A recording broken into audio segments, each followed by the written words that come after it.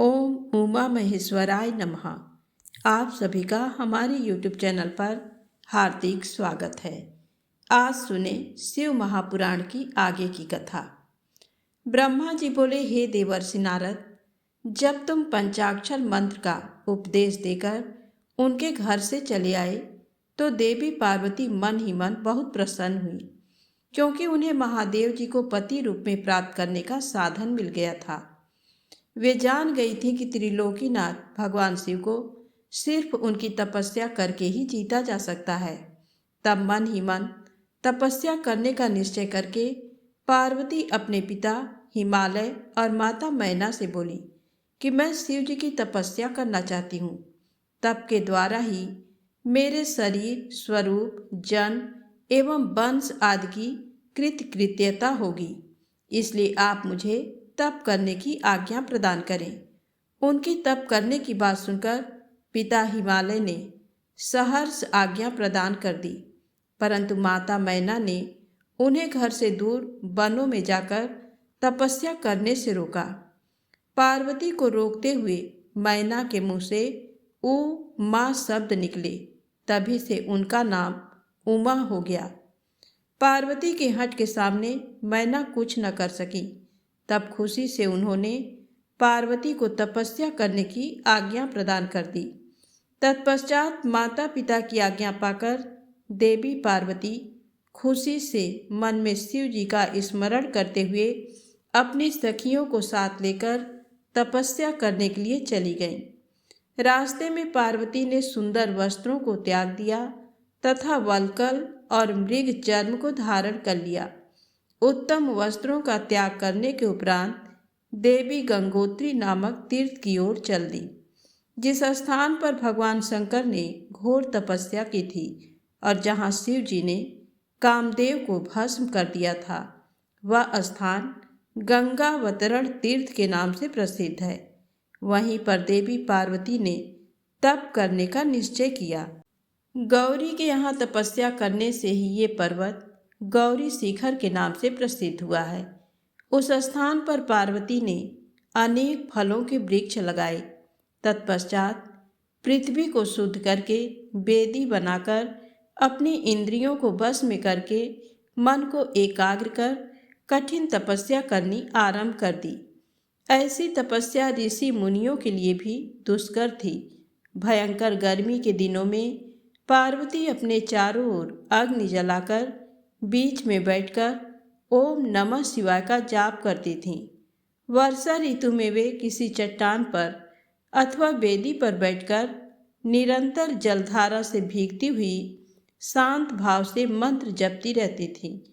सर्दियों में बिना कुछ खाए ठंडे जल में बैठकर पंचाक्षर मंत्र का जाप करती थीं।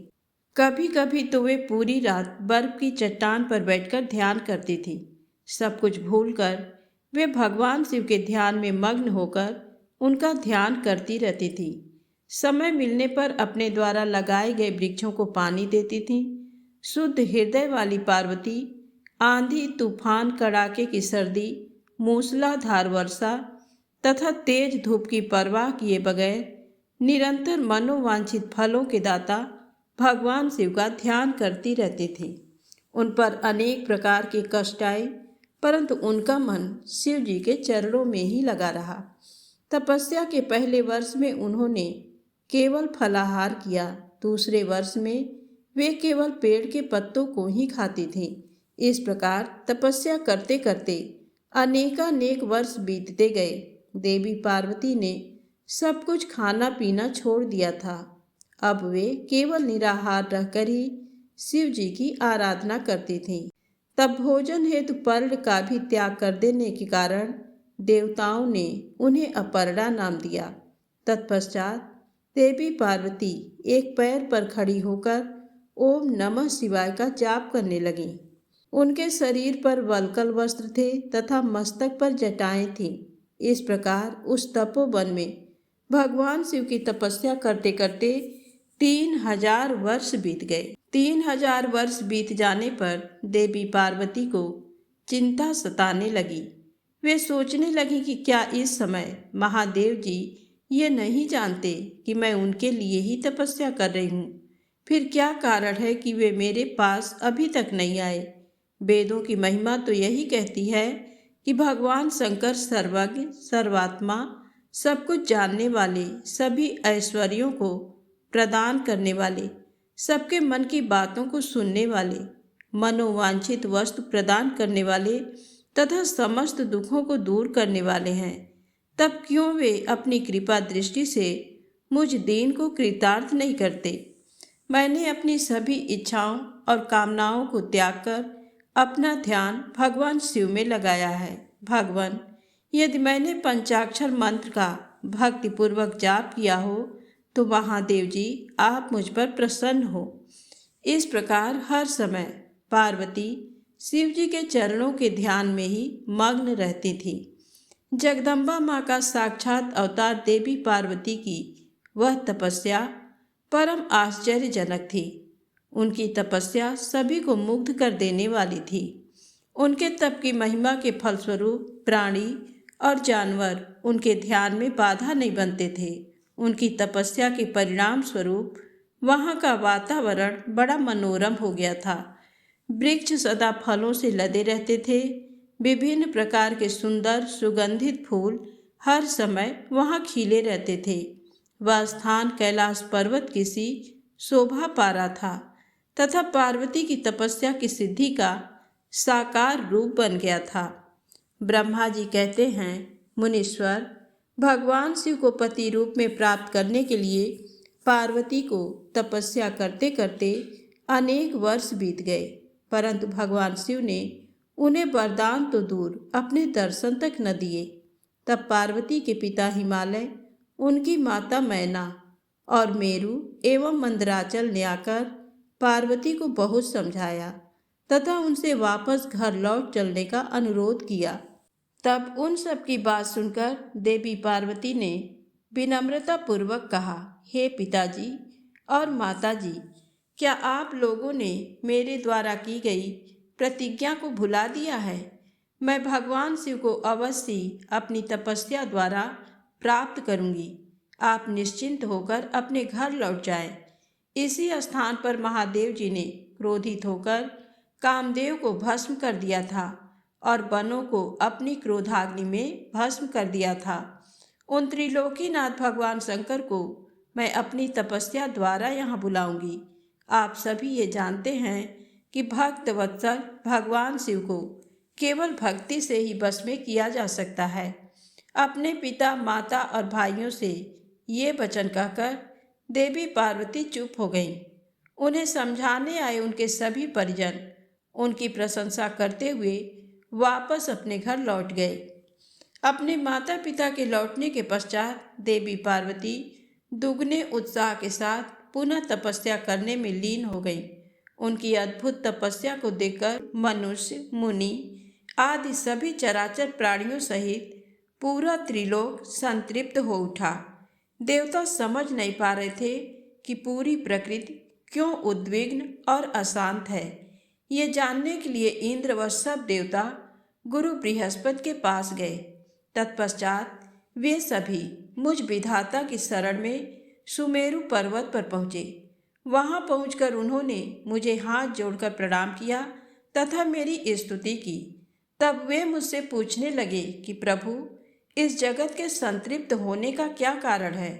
उनका ये प्रश्न सुनकर मैंने त्रिलोकीनाथ भगवान शिव के चरणों का ध्यान करते हुए ये जान लिया कि जगत में उत्पन्न हुआ दाह देवी पार्वती द्वारा की गई तपस्या का ही परिणाम है। अतः सब कुछ जान लेने के उपरांत मैं इस बात को श्रीहरि विष्णु को बताने के लिए देवताओं के साथ क्षीर सागर को गया। वहाँ श्रीहरि सुखद आसन पर विराजमान थे। मुझ सहित सभी देवताओं ने विष्णु जी को प्रणाम कर उनकी स्तुति करना आरंभ कर दिया। तत्पश्चात मैंने श्रीहरि से कहा, हे हरि, देवी पार्वती के उग्र तप से संतृप्त होकर हम सभी आपकी शरण में आए हैं। हम सबकी रक्षा कीजिए। हमारी करुण पुकार सुनकर शेषशैया पर बैठे श्री हरि बोले, आज मैंने देवी पार्वती की इस घोर तपस्या का रहस्य जान लिया है, परंतु उनकी इच्छा को पूरा करना हमारे बस की बात नहीं है। अतः हम सब मिलकर त्रिलोकीनाथ भगवान शिव के पास चलते हैं। केवल वे ही हैं जो हमें इस विकट स्थिति से उबार सकते हैं। देवी पार्वती तपस्या के माध्यम से भगवान शिव को पति रूप में प्राप्त करना चाहती हैं। इसलिए भगवान शिव से ये प्रार्थना करनी चाहिए कि वे देवी पार्वती से विधिवत विवाह कर लें। हम सभी को इस विश्व का कल्याण करने के लिए भगवान शिव से पार्वती का पाणिग्रहण करने का अनुरोध करना चाहिए। भगवान विष्णु की बात सुनकर सभी देवता भयभीत होते हुए बोले, भगवान शिव बहुत क्रोधी और हठी हैं। उनके नेत्र काल की अग्नि के समान दीप्त हैं। हम भूल कर भी भगवान शंकर के पास नहीं जाएंगे। उनका क्रोध सहा नहीं जाएगा। उन्होंने कामदेव को भस्म कर दिया था। हमें डर है कि कहीं क्रोध में वे हमें भी भस्म ना कर दें। हे नारद, इंद्र आदि देवताओं की बात सुनकर लक्ष्मीपति श्री हरि बोले, तुम सब मेरी बातों को ध्यान पूर्वक सुनो। भगवान शिव समस्त देवताओं के स्वामी और भयों का नाश करने वाले हैं। तुम सबको मिलकर कल्याणकारी भगवान शिव की शरण में जाना चाहिए। भगवान शंकर पुराण पुरुष सर्वेश्वर और परम तपस्वी हैं। हमें उनकी शरण में जाना ही चाहिए। भगवान विष्णु के इन वचनों को सुनकर सब देवता त्रिलोकीनाथ भगवान शिव का दर्शन करने के लिए उस स्थान की ओर चल पड़े जहाँ महादेव जी तपस्या कर रहे थे। उस मार्ग में ही देवी पार्वती उत्तम तपस्या में लीन थीं।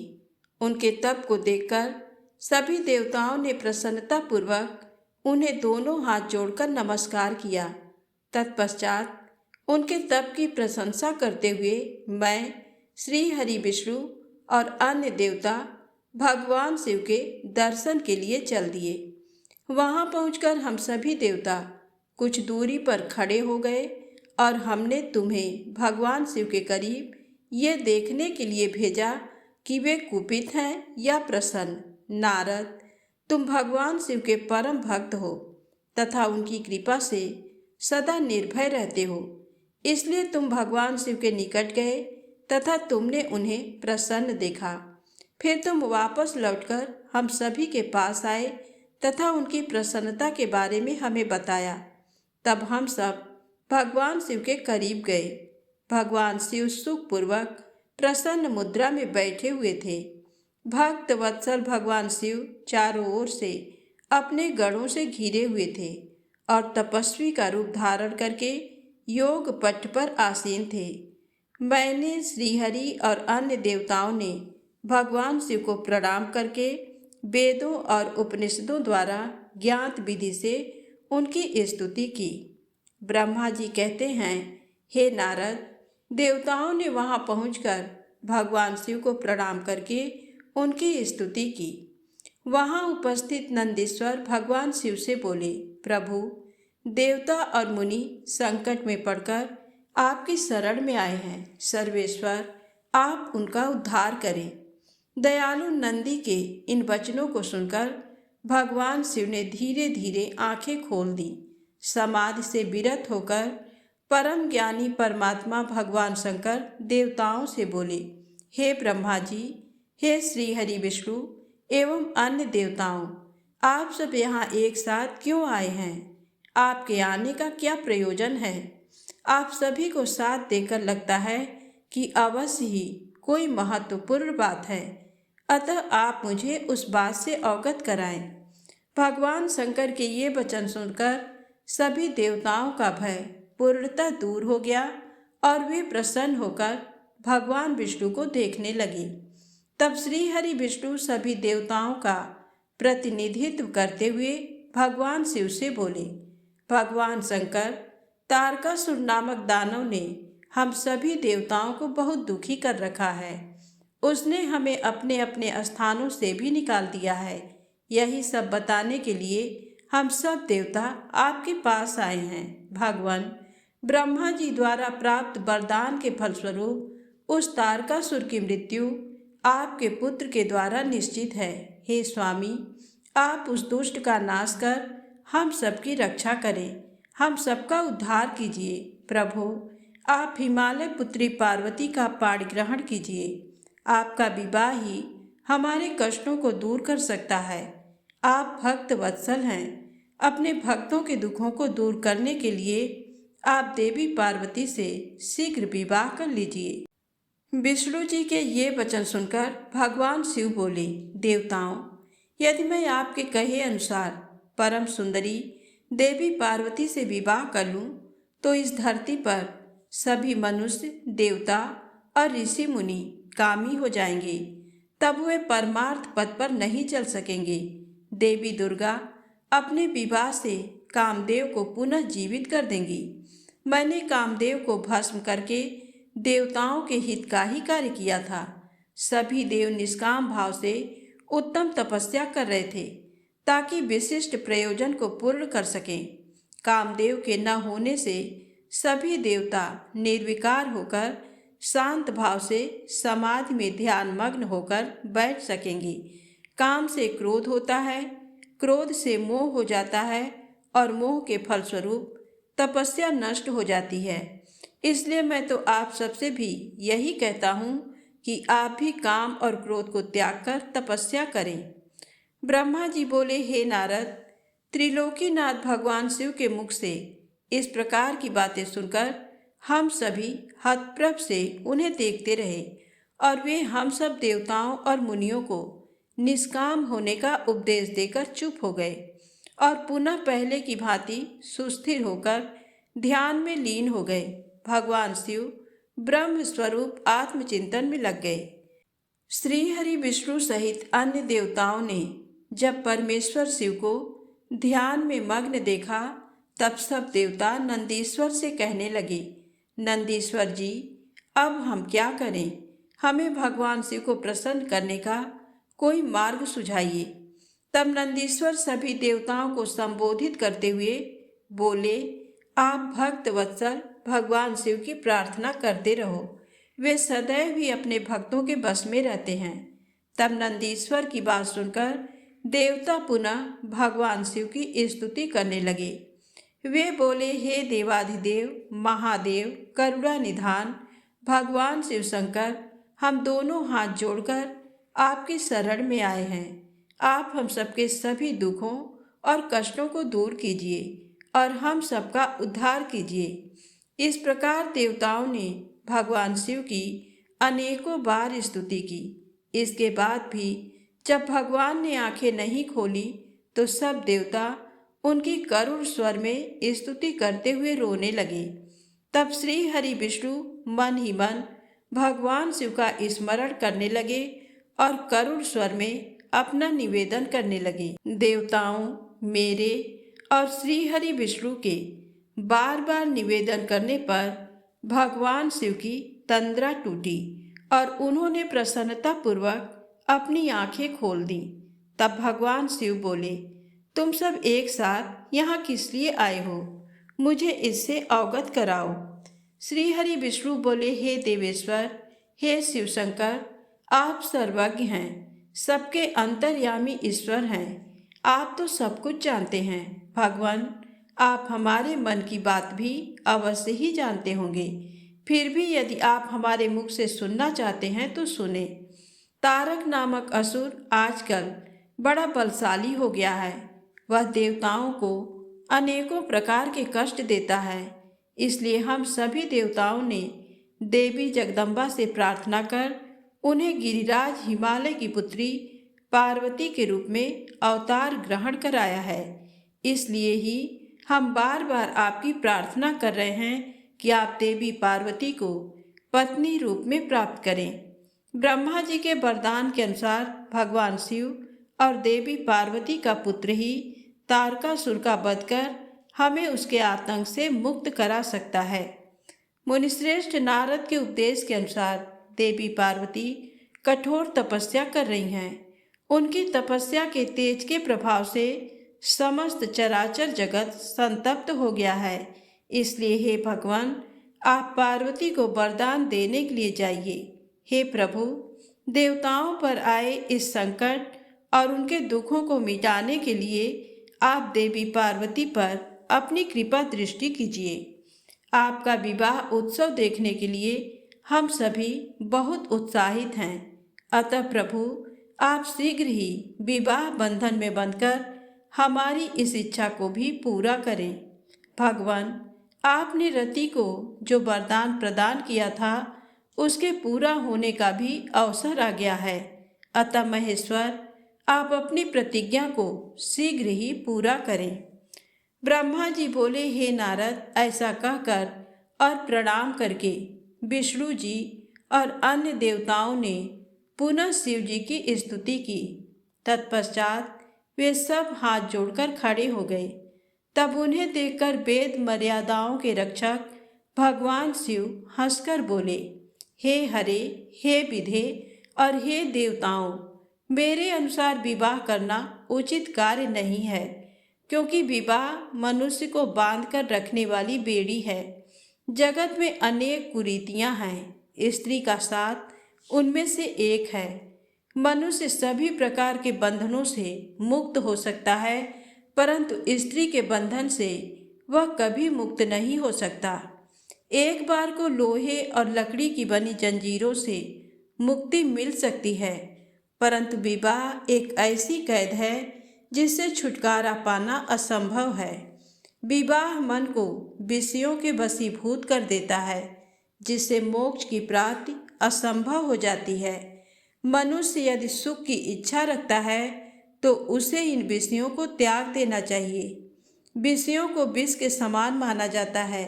इन सब बातों का ज्ञान होते हुए भी मैं आप सबकी प्रार्थना को सफल करूंगा, क्योंकि मैं सदैव ही अपने भक्तों के अधीन रहता हूँ।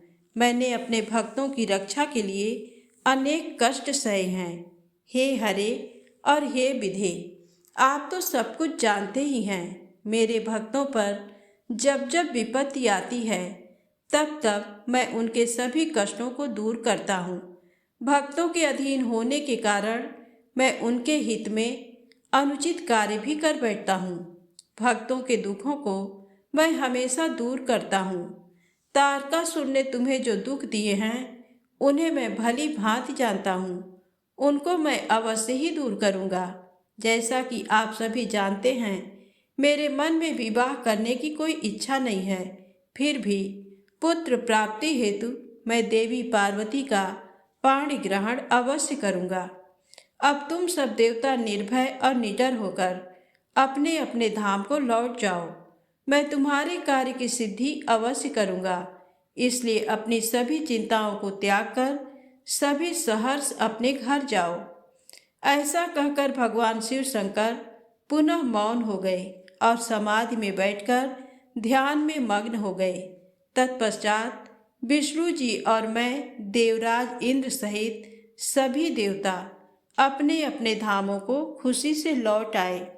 ब्रह्मा जी कहते हैं, देवताओं के अपने अपने निवास पर लौट जाने के उपरांत भगवान शिव पार्वती की तपस्या की परीक्षा लेने के विषय में सोचने लगे। उस समय देवी पार्वती बहुत कठोर तप कर रही थी। उस तपस्या को देखकर स्वयं भगवान शिव भी आश्चर्यचकित हो गए।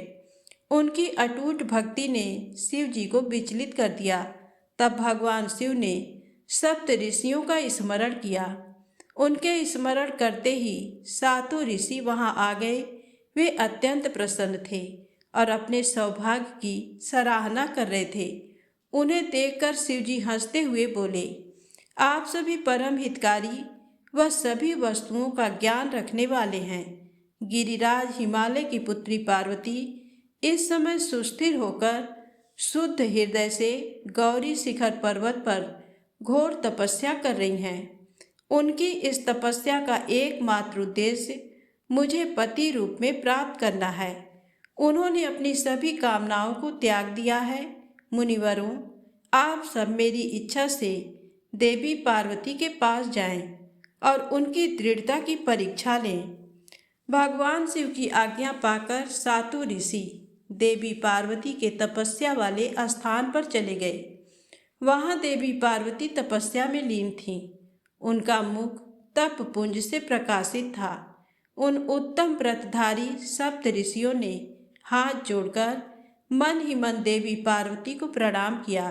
तत्पश्चात ऋषि बोले, हे देवी गिरिराज नंदिनी, हम आपसे ये जानना चाहते हैं कि आप किस लिए ये तपस्या कर रही हैं। आप इस तप के द्वारा किस देवता को प्रसन्न करना चाहती हैं और आपको किस फल की इच्छा है।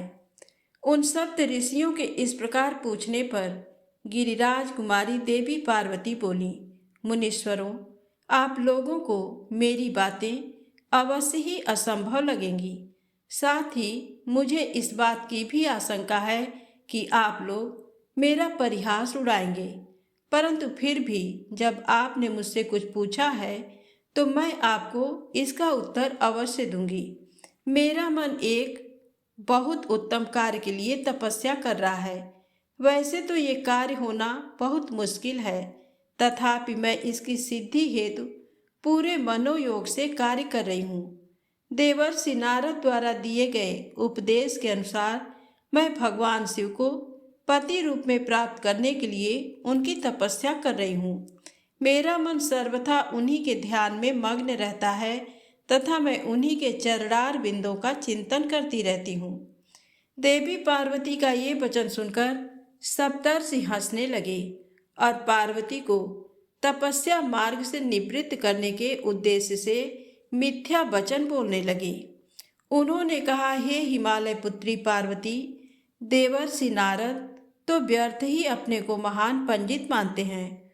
उनके मन में क्रूरता भरी रहती है। आप तो बहुत समझदार दिखाई देती हैं। क्या आप उनको समझ नहीं पाई?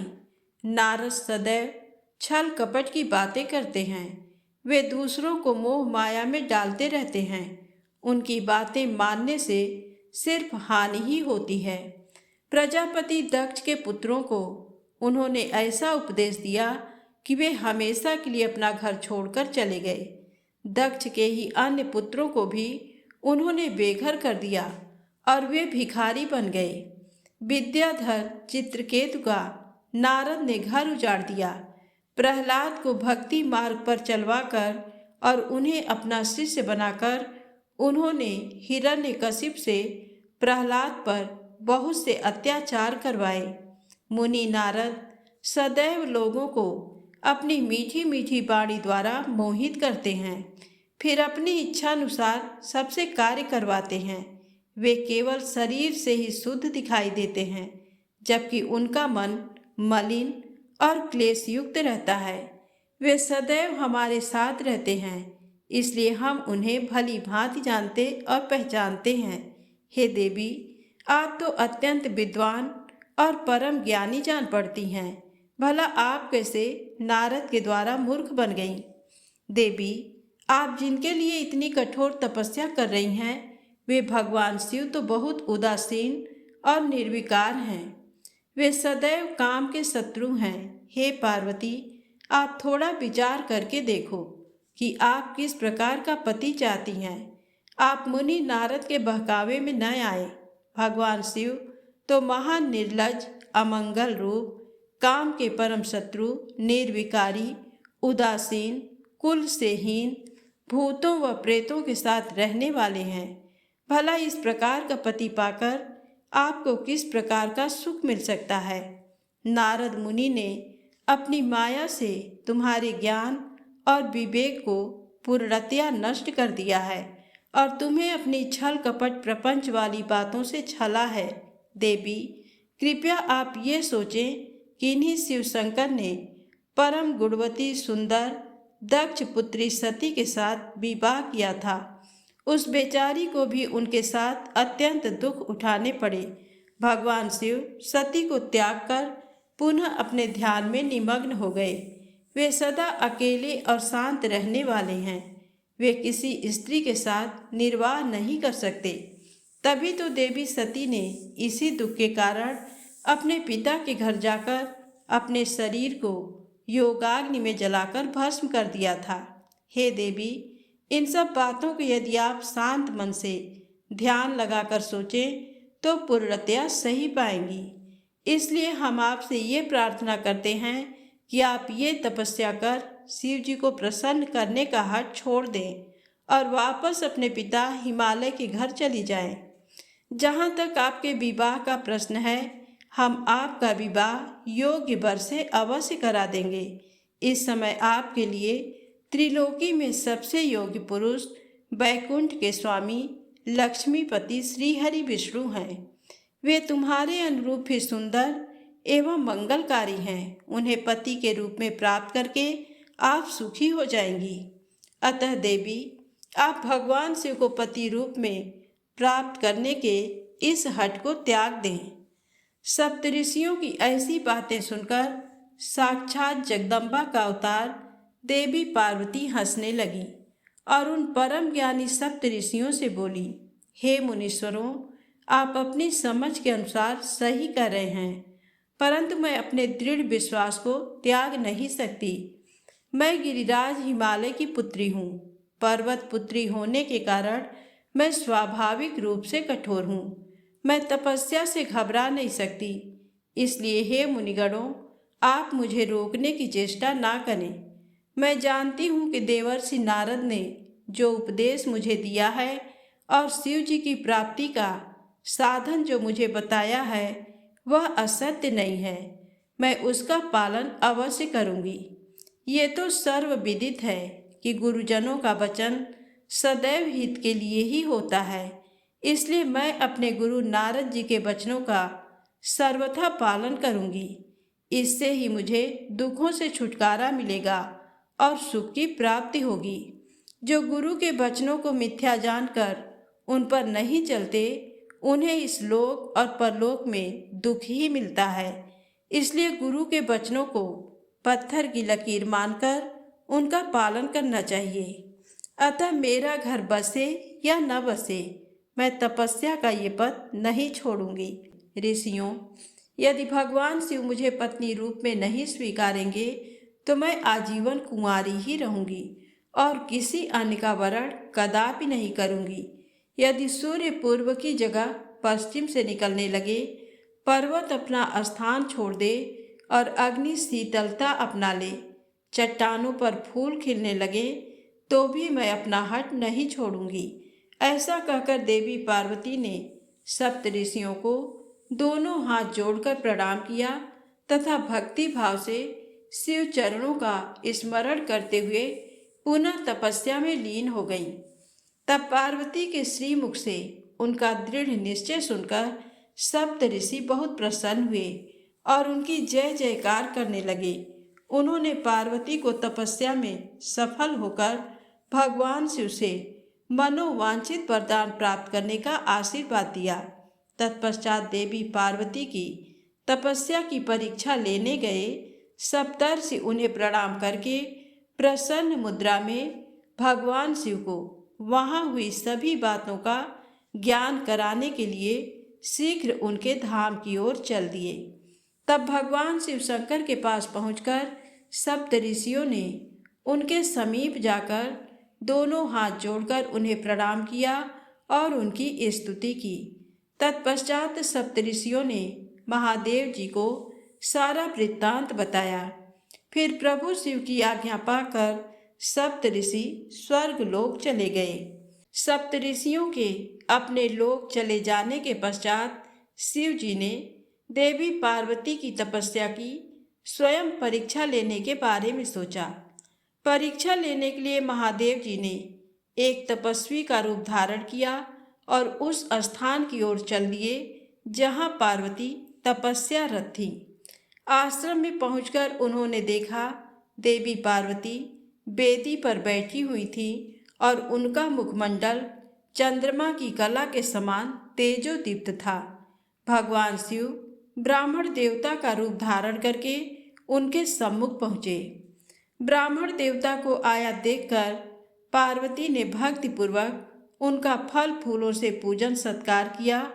पूजन के बाद देवी पार्वती ने ब्राह्मण देवता से पूछा, हे ब्राह्मण देव, आप कौन हैं और कहाँ से पधारे हैं? मुनीश्वर, आपके परम तेज से ये पूरा वन प्रकाशित हो रहा है। कृपा कर मुझे अपने यहाँ आने का कारण बताइए। तब ब्राह्मण रूप धारण किए हुए महादेव जी बोले, मैं इच्छानुसार विचरने वाला ब्राह्मण हूँ। मेरा मन प्रभु के चरणों का ही ध्यान करता है। मेरी बुद्धि सदैव उन्हीं का स्मरण करती है। मैं दूसरों को सुखी करके खुश होता हूँ। देवी, मैं एक तपस्वी हूँ, पर आप कौन हैं? आप किसकी पुत्री हैं और इस समय इस निर्जन वन में क्या कर रही हैं? हे देवी, आप इस दुर्लभ और कठिन तपस्या से किसे प्रसन्न करना चाहती हैं? तपस्या या तो ऋषि मुनि करते हैं या फिर भगवान के चरणों में ध्यान लगाना वृद्धों का काम है।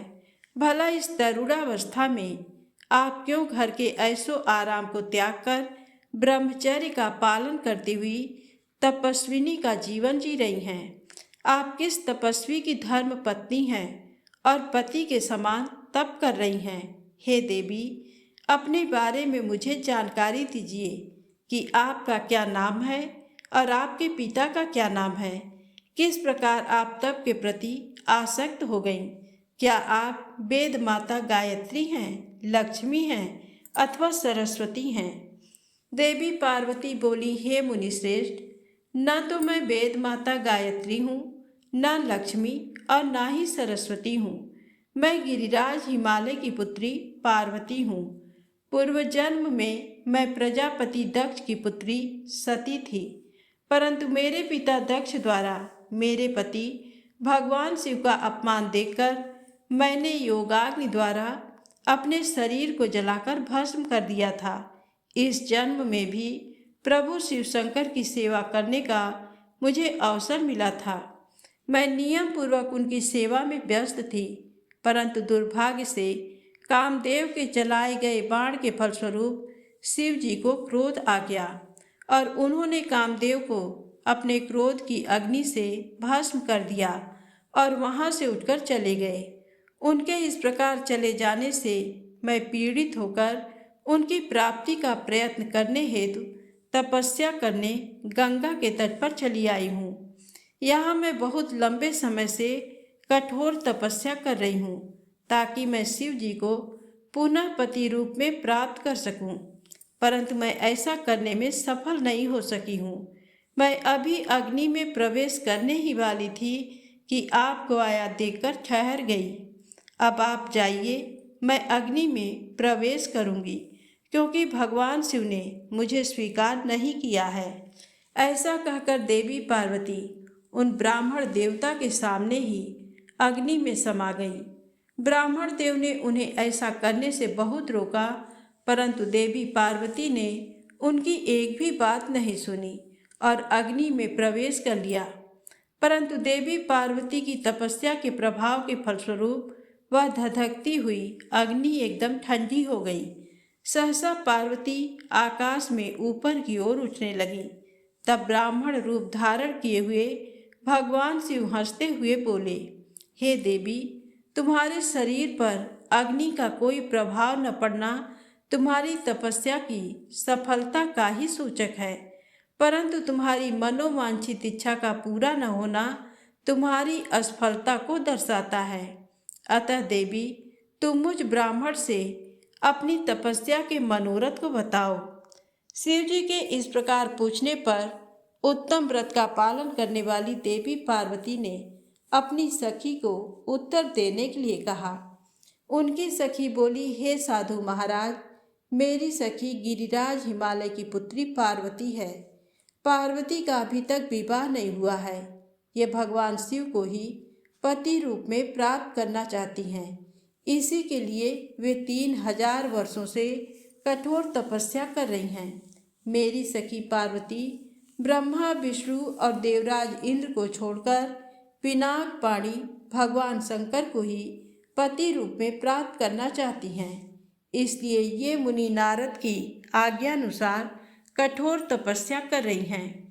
देवी पार्वती की सखी की बातें सुनकर जटाधारी तपस्वी का वेश धारण किए हुए भगवान शिव हंसते हुए बोले, देवी, आपकी सखी ने जो कुछ मुझे बताया है मुझे परिहास जैसा लगता है।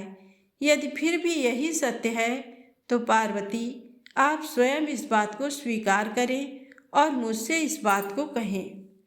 आज की कथा बस यहीं समाप्त होती है। प्रेम से बोले शंकर भगवान पार्वती माता की जय हो।